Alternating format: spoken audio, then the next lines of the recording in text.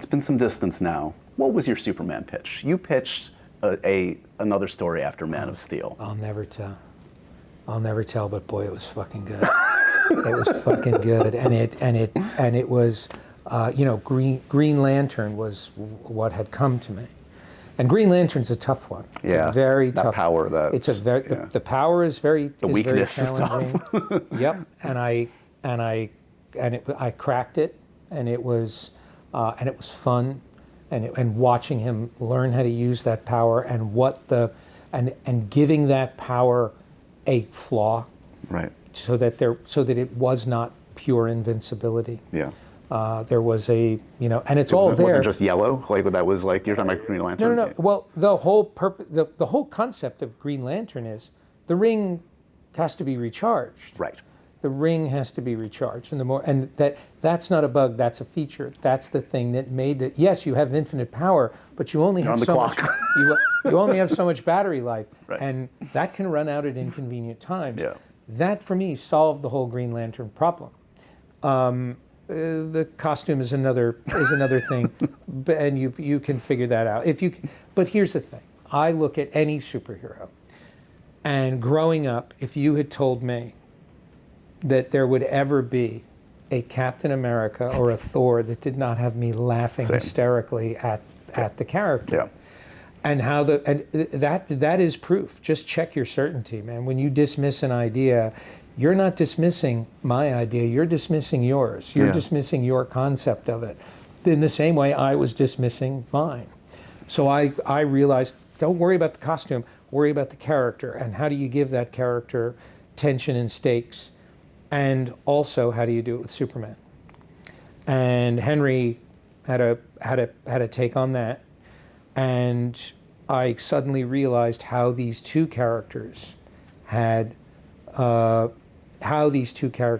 amazing similarities, which also allowed for amazing conflict and an amazing universe-expanding resolution. Now I'm just getting upset. Yeah, but I will tell you, the first 5 minutes of my Superman movie, which was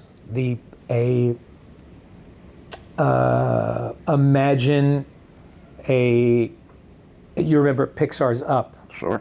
A sequence with no dialogue that covered that character's. Yeah. Okay.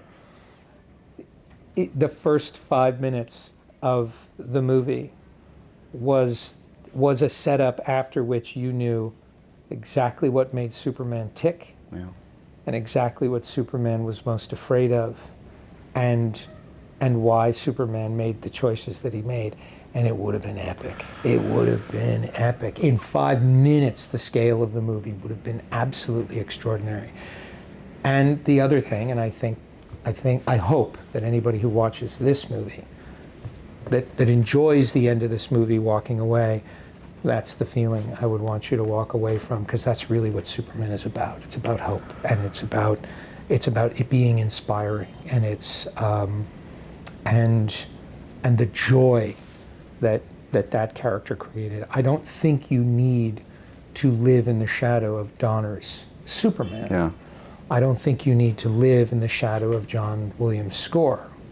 But you do need to recognize that movie captured better than any other, with respect to everyone that has followed. It captured better than any other the heart of that character. Yeah. The problem with Superman is that when they constantly are trying to create bigger and bigger and bigger obstacles for a character with infinite power, Donner understood, and all the best sequences in Superman understand, that Superman's greatest obstacle is himself,